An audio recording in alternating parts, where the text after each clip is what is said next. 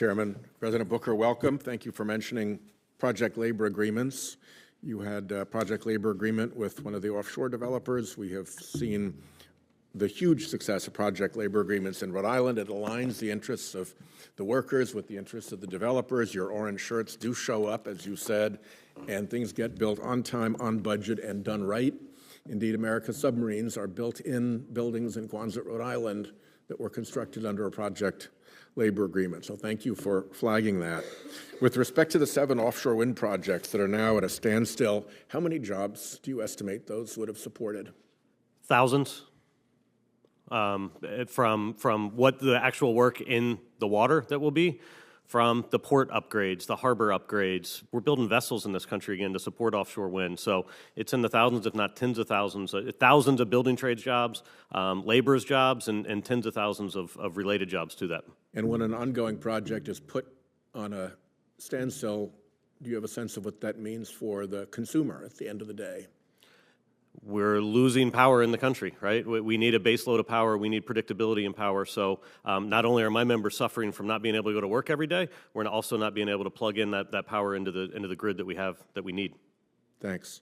Ms. Pave, you've mentioned at the very end of your testimony discrepancies between the existing treatment of pipelines under the Natural Gas Act and the existing treatment of transmission lines under the Federal Power Act.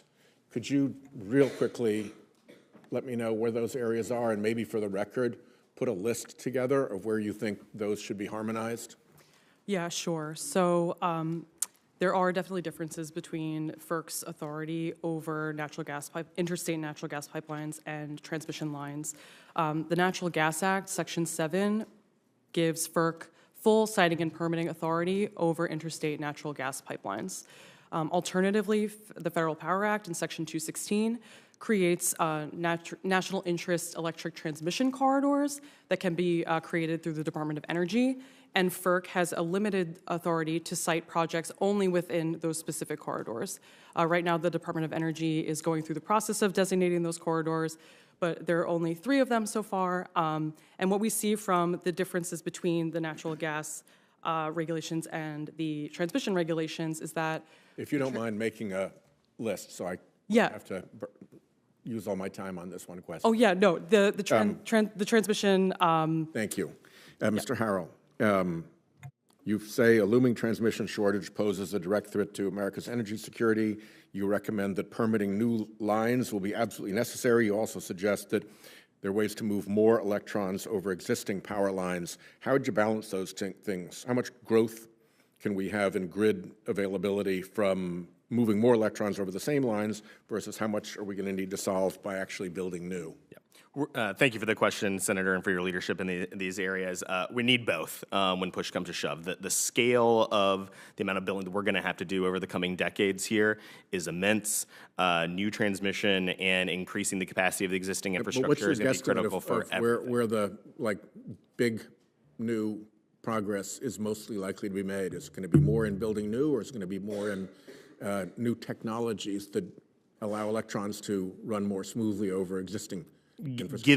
Given the scale of rising demand, we're going to need to build significantly more energy infrastructure, transmission, and pipes. But you don't have a sense of which, 1 part new, electron efficiency, 3 parts new transmission. You don't have a— If I made an educated guess, a 75-25, we're going to need to build out more infrastructure around that's what I figured. A couple of things in my last minute that you can all respond to as questions for the record. One is, I have come to despise interagency process. I really can't stand it any longer. It is a terrible excuse for the executive branch to dawdle and fiddle around and have things move at the speed of the most recalcitrant agency. And it's also a place where things go to die, and in an accountability-free zone, because at the end of the day, when whatever was in the interagency process fails, everybody walks away and there's nobody who was responsible for that. So if you have thoughts on what we could do in Congress to turn interagency process into an efficient mechanism for coordinating these agencies, which is what we need, rather than an executive branch excuse hole for not getting things done and not having anybody accountable for that failure, I'm happy to hear from all 5 of you on that one. The last thing is, very often, and we saw this particularly in offshore wind, we got the first steel in the water and the first electrons on the grid in Rhode Island on offshore wind because we had engaged with obviously interested stakeholders right from the get-go.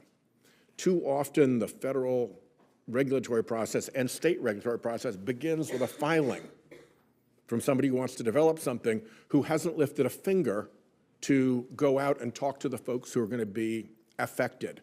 The first offshore wind permit that was sought at the federal level was catastrophically bad in that respect. I haven't even talked to fishermen about which direction you should array your equipment.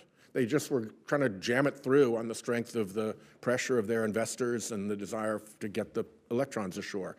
So if you could also talk to me, and to the degree of precision that you can, about in what regulatory processes there should be a filing requirement stating what you have done to identifying the stakeholders and saying what you've done to run the project by them and get their preliminary input so you start in a better place. So I went over, my apologies, but if we can get those two things, I'd appreciate it. All right, Senator Kramer. Well, first thing I'm going to get is that last 6